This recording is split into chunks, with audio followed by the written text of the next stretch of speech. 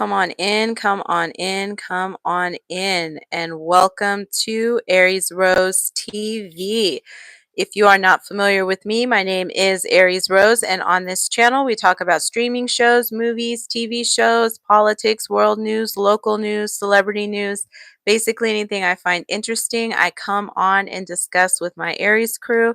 Tonight we have a great show lined up for you. We're going to be talking about the Diddy trial. So we've been keeping track of the Diddy trial on this channel, and it looks like the defense feels like they could be done as soon as Tuesday, tomorrow. So we could be looking at a verdict here depending on how fast it takes the jury to deliberate once it ends, potentially this week or early next week. So we're going to get some more information on that.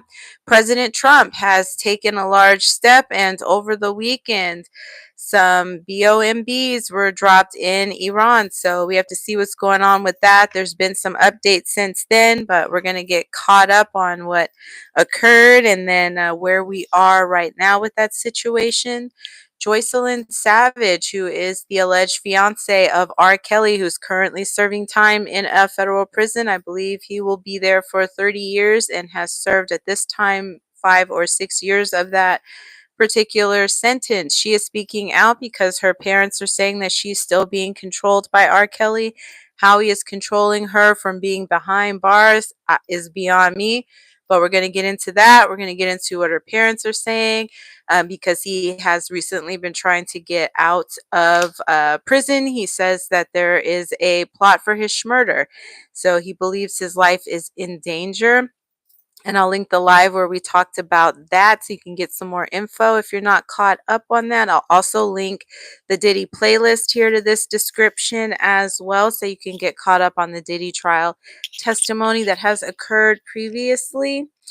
And we also are going to talk about Martin Kove, who is a Karate Kid actor. He was kicked out of a Washington State fan convention for allegedly biting another person who I believe was also a part of the show. So we're going to get into that here. And as you come into the room, if you've been on a live before, you know the drill. Let me know if you are a returning Aries crew member by saying hashtag Aries crew in the comments. Let me know if you are a first time watcher by saying first time watcher in the comments. I want to give you a shout out for stopping by and spending part of your day here. And if you are on Instagram, follow me there at Aries Rose TV. Let me know you are from YouTube and I will follow you back. We're trying to grow on Instagram, and that's another way for us to connect. On YouTube, they also have changed up their community page so you can post back to me. All you have to do is be a subscriber.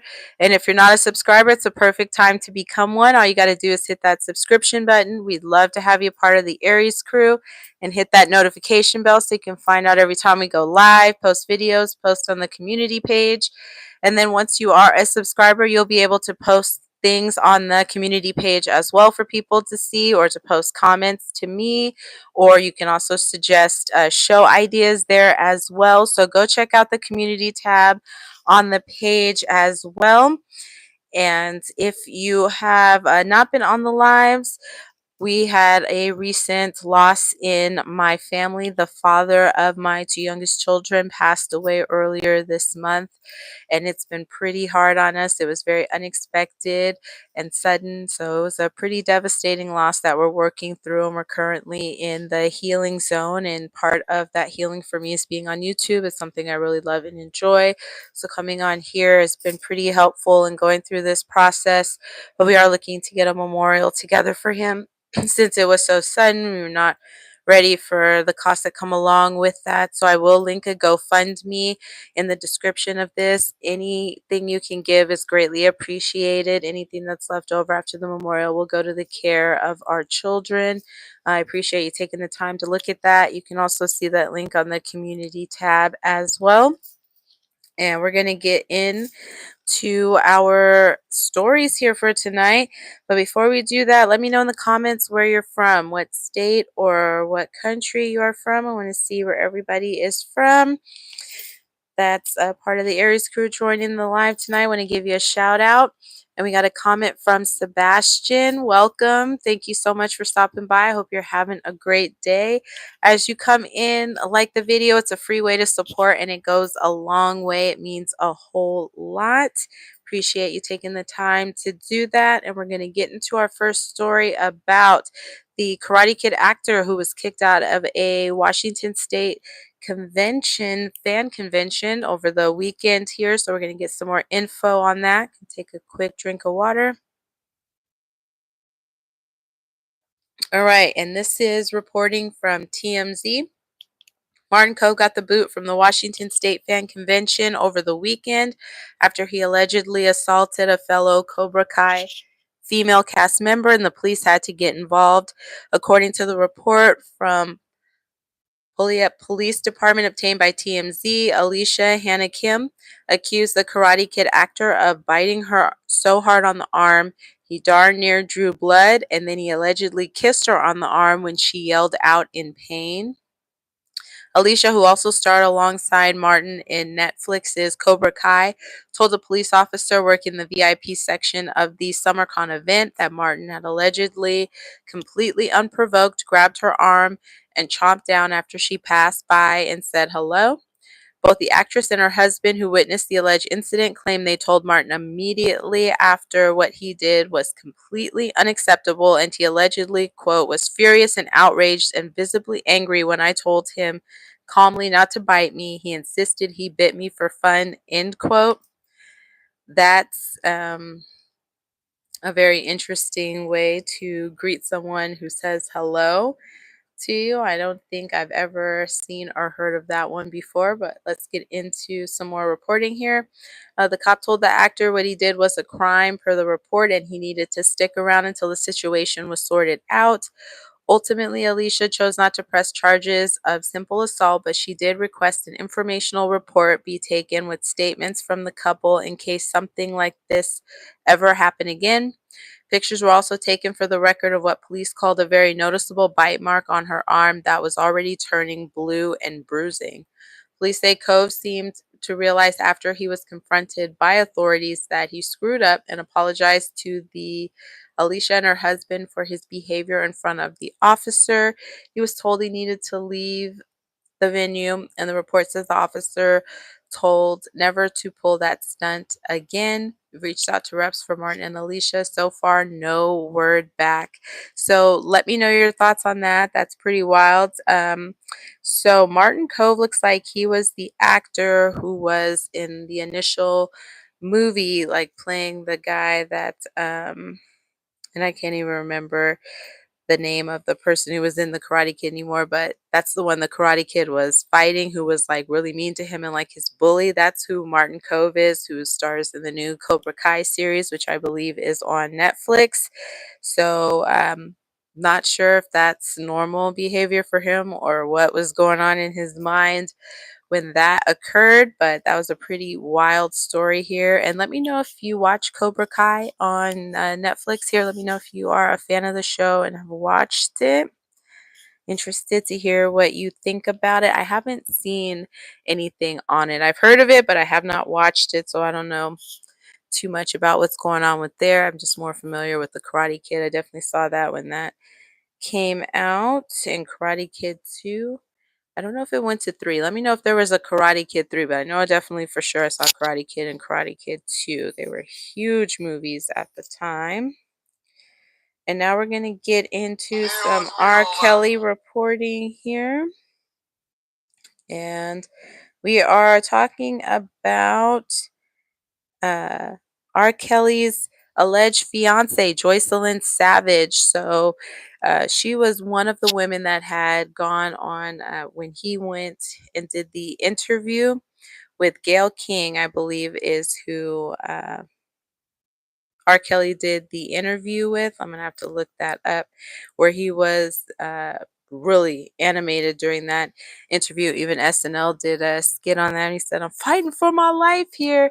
And she was on there with another young woman who allegedly was a part of his harem, if you will, and he was keeping them against their will, not giving them the ability to communicate with family and friends, just pretty much cut them off from everybody, and allegedly was keeping them, like holding them hostage in the house. And they had all went on to this interview as well to talk about their relationship with him and how in love they were with R. Kelly and everything was all good.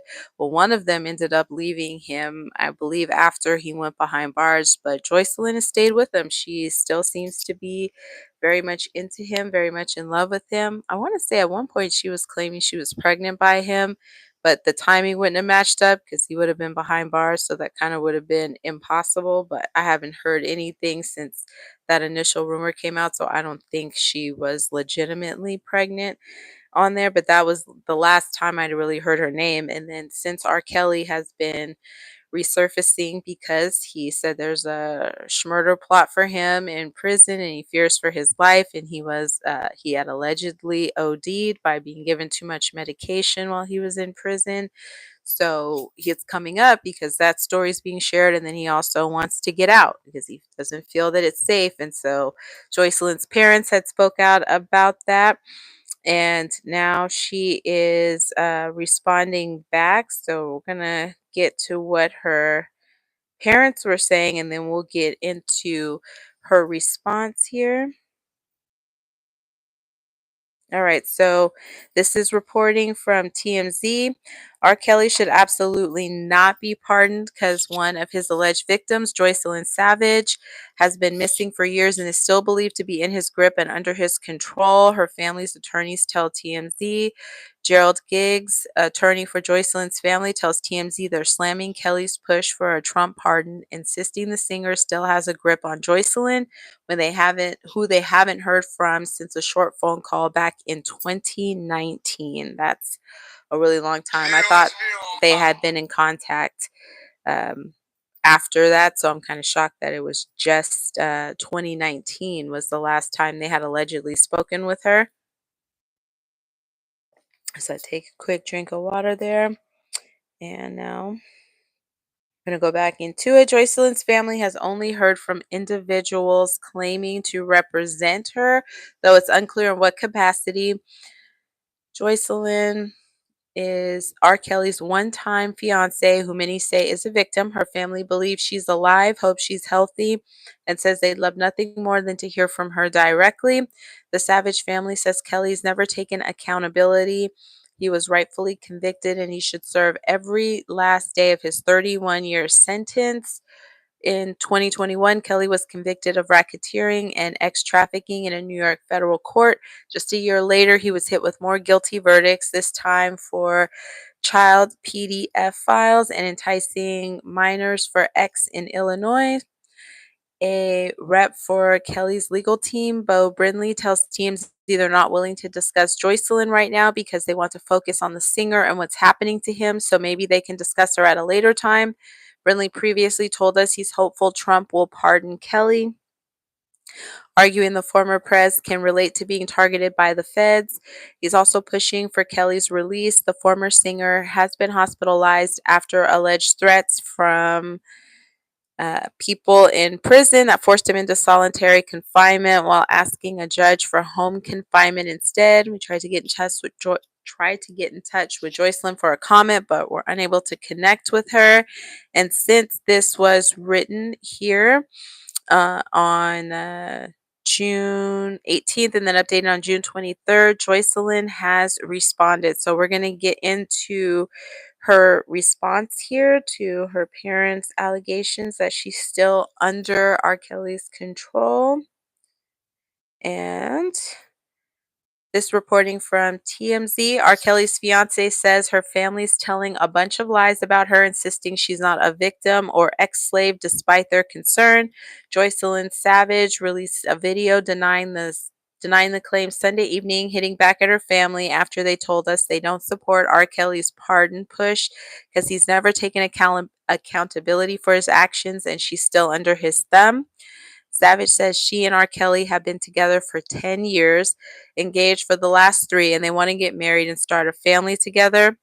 Joycelyn is asking everyone not to believe the lies her family is telling, putting it in plain English by saying, I'm not, quote, I'm not held against my will. I am not an ex-slave. I'm not brainwashed or any of those crazy lies that were told on me. Savage asked fans to continue to pray for R. Kelly while he remains incarcerated, sharing her hope that he will be released from federal custody soon. Joycelyn's family, through their attorney Gerald Giggs, claims they haven't heard directly from Joycelyn in years. And she says that's because she just doesn't want to talk to them. Nothing nefarious, just a fractured family relationship. R. Kelly was convicted of racketeering and trafficking in 2021 and then convicted for child PDF files and enticing minors for X the following year. Last week in prison, R. Kelly alleges there was a plot to murder him and that landed him in the hospital. Reached out to Joycelyn's family and their attorneys. So far, no word back. And it looks like there is further responses on here. So we're going to get caught up on the latest for this one. So R. Kelly's attorney dismisses parents' claims Joycelyn's video is AI. This is reporting from TMZ. So I don't know if R. Kelly is in fact controlling her or if she is there by her own free will. But based on what Joycelyn is saying, she is staying around and supporting him based on her own free will. And she is very much a grown woman. She's not a minor that I am aware of. I can understand her parents wanting to hear from her and have some contact with her. That piece makes complete sense to me. Any parent would want that. You don't want to be cut off from your child, and experiencing loss for somebody who's at a young age, I can understand that we really truly don't know how long we have here. So if you have people that want to connect with you, that love you, definitely give them that space to do that, because once you're gone, you just don't have that same opportunity anymore. But I feel like if this is where she wants to be, they have to give her that space until she's ready to go, until she sees that there's something better for her, if that's what she wants to see and or needs to see.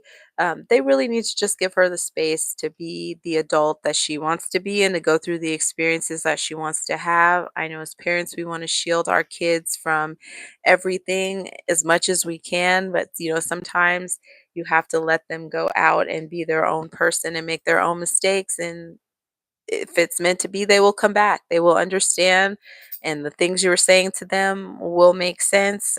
But you gotta let them go through that. It's gonna be hard trying to suppress that or stop that, because it's just gonna draw them more into what you want them to go away from. Just my thought on that. Let me know what you think in the comments. Do you think Joycelyn's parents need to just let it go and let her live? If she wants to be R. Kelly, that's her thing. Or do you think they should keep fighting for their daughter, for her to come home and she doesn't need to be over there? Let me know what you think. Let's keep that conversation going in the comments. I love hearing what the Aries crew thinks about these topics. And now we're going to get into some more reporting about this from TMZ. All right, and this is the parents of R. Kelly's fiancée, Joycelyn Savage, are straight up calling their daughter's recent video message artificial intelligence, but Kelly's lawyer is saying that's just BS. Joycelyn released the proof of life video on Sunday, slamming the notion that she was an ex-slave, being held against her will, and even a victim outright, only for her parents to release a video of their own with skepticism. That video was AI generated, so they don't believe that that was really their daughter that did the video, that they faked it on her. That would be a big effort, but I don't know. I guess it is possible.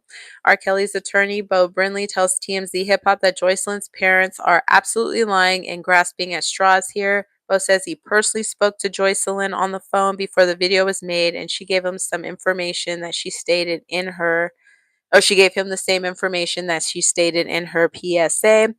Some of Joycelyn's audio appeared to be out of sync with her words, and R. Kelly pic on her shirt also seemingly moved at times, but Bo says there's zero chance the video was manipulated through AI.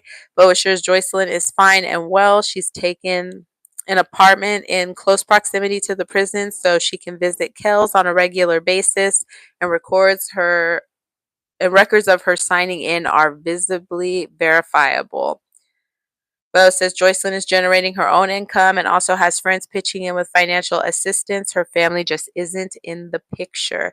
Joycelyn's parents stood on a unified front in their video and are adamant they're not looking for closure or to resume a relationship with their daughter. After 6 long years, they just want to verify her safety with their own 2 eyes. And they ask for validation on Instagram considering the growing perfection of AI programs, but ended up turning off their comments. People don't seem to agree the video is a hoax. Joycelyn professing her love for Kels while banishing her parents is a stark reality at this point. Sorry, mom and dad. So we'll keep an eye out on this case, as well as if R. Kelly is able to get out or if his situation changes. We'll keep you updated as more information is provided. Let me know if you think R. Kelly should be released to home confinement or if he should continue to serve his sentence out. Let's keep that conversation going as well. And we got some Diddy trial updates here. So the defense is talking that they could close as soon as Tuesday, which I think is wild because his freedom, his life pretty much hangs on the balance of this trial. So to need such little time to put on a defense when so much is at stake would have me personally nervous. And I'm sure Diddy's paying a pretty penny for this legal team here. So I'm just quite shocked that majority of their work was just trying to knock down who the prosecution have brought on. There's allegedly no witnesses that they're going to be bringing to the stand here. So just a very interesting approach, and we'll see if that works in Diddy's favor or not. I mean, either they're feeling super confident or they just don't have anything to combat it and nobody that's willing to speak on his behalf, at least under oath. Or it could be a mix of both. Let's get into this reporting that we got here from TMZ on the topic here. Diddy is not going to take the stand and testify in his criminal trial because his defense team plans to rest their case Tuesday without calling any witnesses. There was some question before the trial whether or not Diddy would testify. His attorney, Mark Agnifilio, told us he didn't think he could keep Diddy off the stand, and now we have our answer. Frankly, the defense would be taking a huge risk in putting Diddy on the stand where he'd be subject to cross-examination from some of the best prosecutors in the country. But it looks like the defense feels they don't need a whole lot to counter the prosecution. Instead of calling witnesses, the defense said it will submit more evidence. They've already shown the jury loads of text messages they say show Cassie and Jane were willing participants in freak-offs. Prosecutors said they plan to rest their case Tuesday after Homeland Security Investigation Special Agent Joseph Cercilio finishes his testimony. He's on the stand now talking about flight records, hotel invoices, and payments involving Diddy, Jane, and male escorts. Jurors were also shown more freak-off footage, and Cerciello testified he's viewed hours of freak-off videos too. Okay. With both sides expected to rest Tuesday, Judge Arun Subramanian indicated Thursday would be closing arguments. That timeline could lead to a verdict as early as Friday. Buckle up. Let me know what your thoughts are on the defense not calling up any witnesses and thinking that they can rest this Diddy trial on Tuesday. To me, that's a huge gamble. Either, I don't know. I just feel like not bringing anybody up and not really taking any time because this was supposed to go through July, at least the first or second week of July, and they're talking about it ending before it even gets to July. So to me, that's really fast. So I don't know if Diddy's decision to want to have a speedy trial may work against him because it just didn't give his defense enough time to be prepared when this came up. This one, I can't gauge what I think may occur here, but let me know your thoughts from the testimony that you're aware of, from what you know about the case. Do you think that he will um, be able to get off, or does he have a long shot here, especially with the ending on the defense side so quick? The prosecution took the bulk of the time here. And let's see. Let's get into some more reporting that we have here. Iran may be the key to Diddy's defense. This is reporting from TMZ. In the ex trafficking trial, because we're told his defense may use the growing conflict in the Middle East as a way to take a shot at the federal case against him. Our sources tell us Diddy's defense may invoke the recent conflict with Iran later this week in their closing argument. We're told the possible defense goes like this. This was a manufactured case of bedroom police instigated by Homeland Security investigations rather than worrying about what Diddy is doing with baby oil and lube. HSI should worry more about the escalating conflict with Iran. Our sources tell us Diddy's defense feels they don't need to do anything but rest their case Tuesday after the prosecution rests theirs because the defense believes prosecutors haven't met the burden of proof on charges against Diddy. Diddy has pled not guilty to racketeering, conspiracy, 2 counts of trafficking by force, fraud, or coercion, and 2 counts of transportation to engage in prostitution. And we're told the defense feels the prosecution hasn't done enough to make any of those charges stick. While it seemed like the feds would have had an easy time proving Diddy transported ex-workers across state lines, we're told his defense says not so fast. They will pounce on the testimony from male escorts who said they were not paid for X but were paid for time and discretion. Yes, the male escorts that yes, male escorts had X with Cassie and Jane while Diddy watched, but the argument is Diddy was paying for their time and discretion about the whole thing, and anything actual that happened in those rooms was between consenting adults. Closing arguments appear set for Thursday, so there's still some moving parts. Iran launched missiles at U.S. bases in the Middle East, which Qatar intercepted in retaliation for Trump's opening salvo. So it will be interesting to see what they tell jurors when the time comes.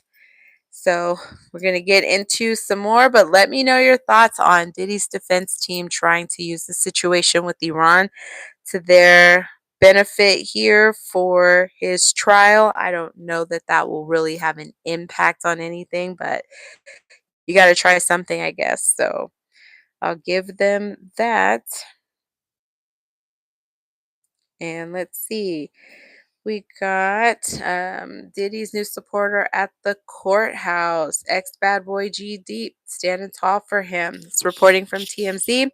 Many of Diddy's former Bad Boy artists have either been silent or critical of his racketeering and ex trafficking case, but not G Deep. The New York City born rapper who once had Diddy and the whole world Harlem shaken through their Let's Get It hit record tells TMZ Hip Hop he couldn't distance himself from his former mentor and good conscience, so he's supporting him outside the courtroom. After all, G-Dep is an honest Abe. He confessed to a cold case murder in 2010, resulting in a conscious cleansing 13-year prison sentence from which he was released in April 2024. G-Dep was a key rapper signed to Bad Boy Records during the label's post-Biggie Schmurder resurgence at the top of the 2000s. Leading singles for Diddy's third album, The Saga, continues in 2021. G-Dep tells us he's been in contact with fellow ex-Bad Boy artist Loon, who sends his support to Diddy from his relocated home in the Middle East. But he tells us it's doubtful there will be others popping up in Puff's corner. Rapper Mark Curry and G-Dep collaborated on the Saga Continues tracks, but they have completely different point of views on Diddy these days. G-Dep has been lying relatively low since coming home from prison, but has made his return to music last week with the record It's What I'm Made For. So let me know your thoughts on that. Kanye came to the courthouse to support Diddy publicly. I think Ray J has gone on interviews and said things that were in support of Diddy as well. So there are some people either physically coming out or speaking out on his behalf, but not nearly all the people that Diddy's ever come across in his whole career, or even some of the bigger names he's been associated with in his career are coming out to speak on his behalf, including his last girlfriend, Young Miami. She's been relatively silent on the whole situation, which is understandable because she probably doesn't want to get into any type of legal situation with it. But the irony is she was very much public about their relationship, and and her love and support for him, and then he gets into something and it's just kind of crickets. So there you go. But it was some pretty crazy stuff they were talking about he had going on. So once this trial ends, we got to do a recap of some of the craziest stuff that's come out, because there has definitely been some stuff about Diddy that I cannot unhear or unsee that went on during this trial. Very crazy stuff. And let's see here. We got another article here from the universe. This from TMZ reporting Universal Music Group. We've got nothing to do with this Diddy lawsuit. So Universal Music Group says they're catching legal strays when it comes to an explosive lawsuit against Diddy, and they want a judge to cut them some slack. Here's the deal: former Making the Band singer Sarah Rivers is suing Diddy for alleged hostile and inhumane treatment, and her lawsuit named UMG as one of several dozen defendants. The music corporation just filed a motion to dismiss the lawsuit against them, arguing they have no business being sued by Sarah. In new legal docs obtained by TMZ, UMG argues the case against them should be dismissed because it's time barred. UMG says the federal claims are preempted by New York state law and that it's improper group pleading that falls to a state claim. UMG also says the parts of Sarah's lawsuit that involve them are irrelevant to her claims against Diddy, and they say that over 100.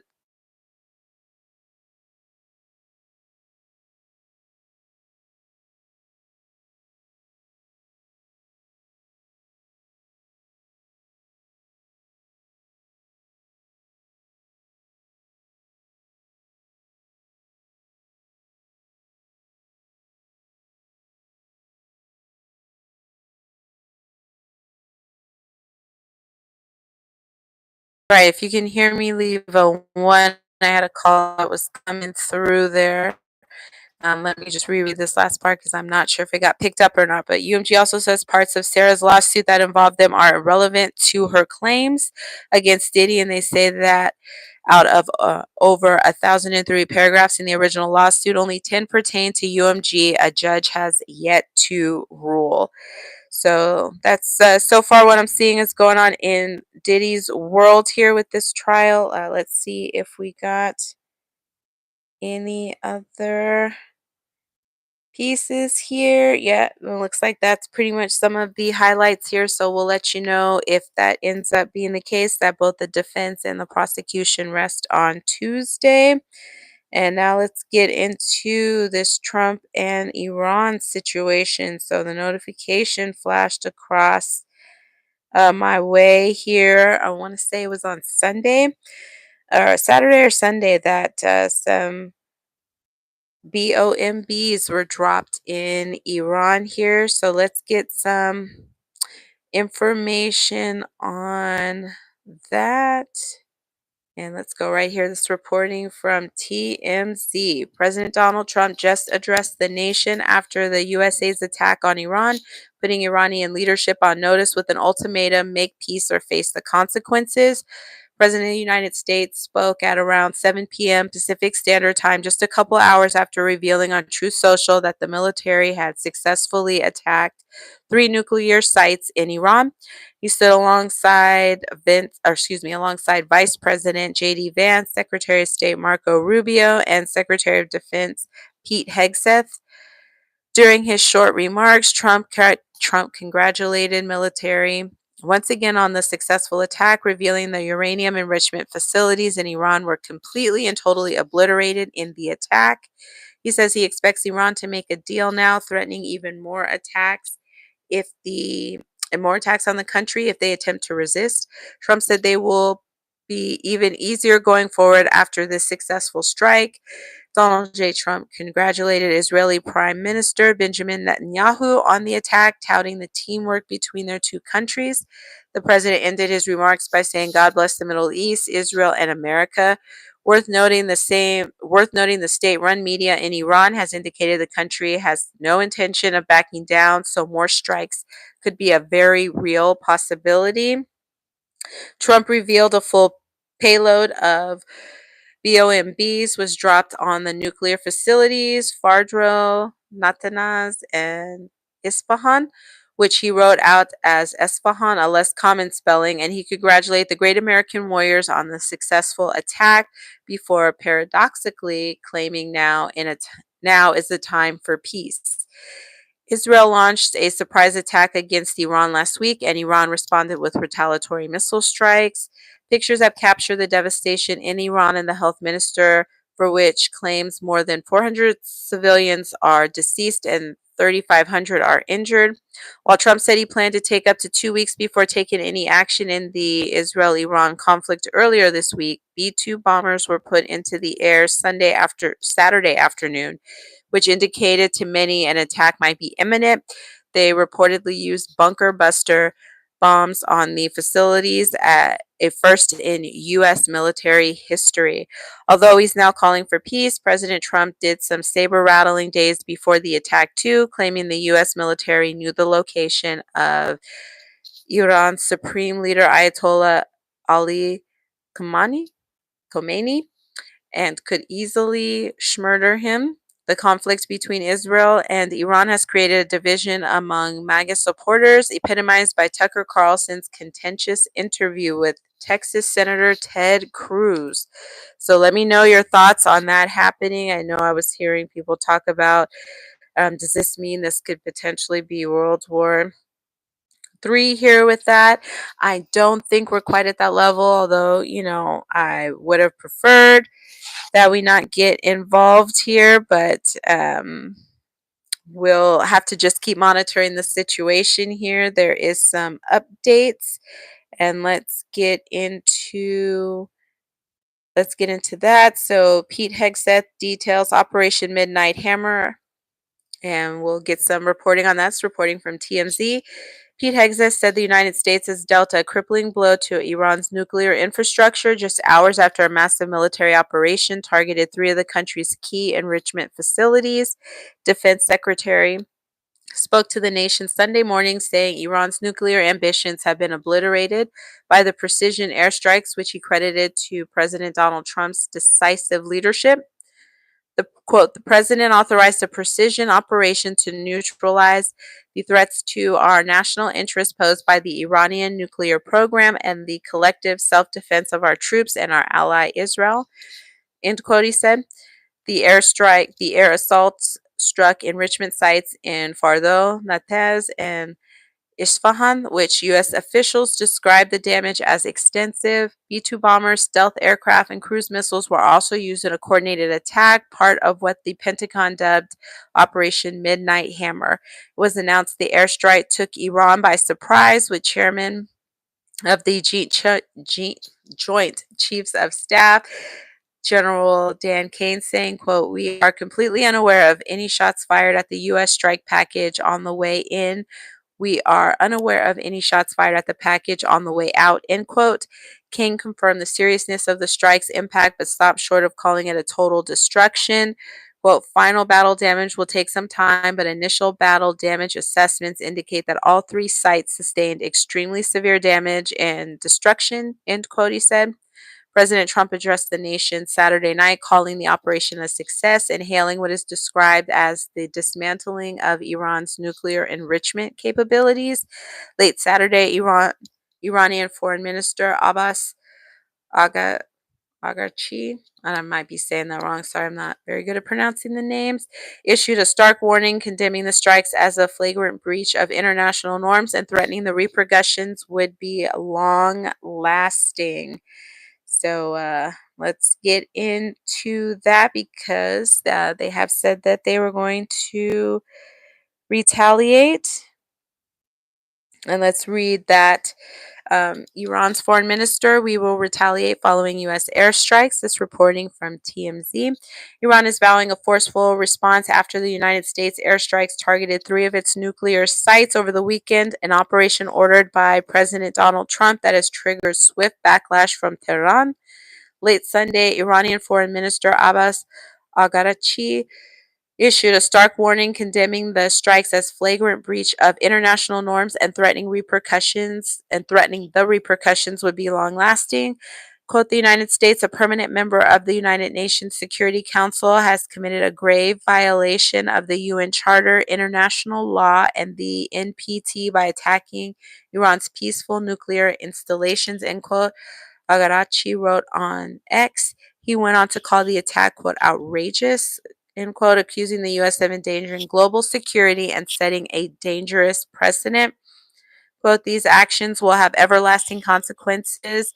Every UN member state should be alarmed by the reckless, unlawful behavior, end quote. Agarachi made clear that Iran is prepared to act, citing the UN's charters, self-defense provisions, and asserting the country reserves all options to protect its people and sovereignty.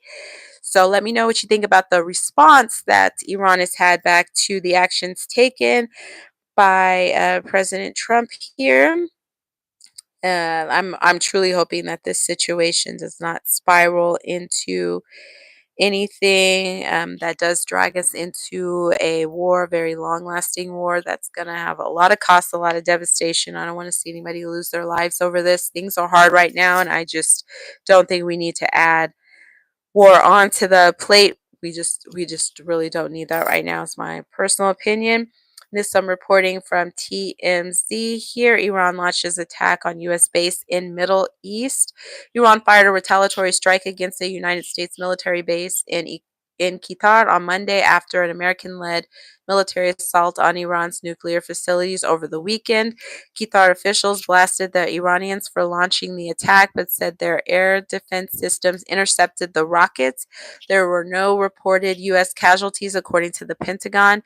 Yet Iranian state TV hailed the attack as a victory, saying a mighty and successful response by the armed forces of Iran to America's aggression, end quote.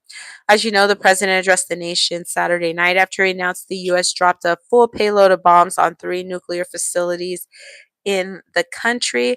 The president said the bombs, quote, completely and totally obliterated, end quote, the key enrichment facilities, and pictures from the above Fordo facility show damage to above ground structures.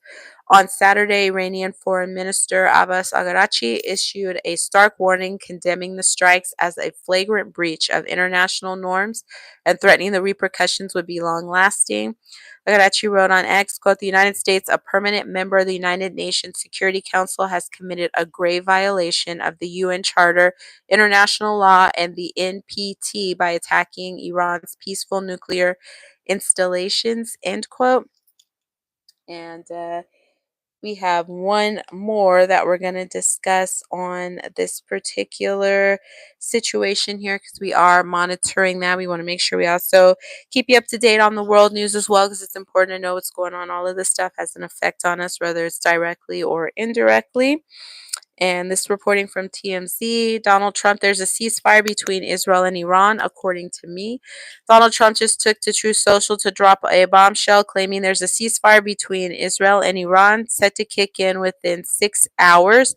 The president wrote, quote, it has been fully agreed by between Israel and Iran that there will be a complete and total ceasefire in approximately 6 hours from now, when Israel and Iran would wind down and completed their in-progress final missions for 12 hours, at which point the war will be considered ended, end quote. According to Trump, the deal includes 2 back-to-back 12-hour ceasefire windows.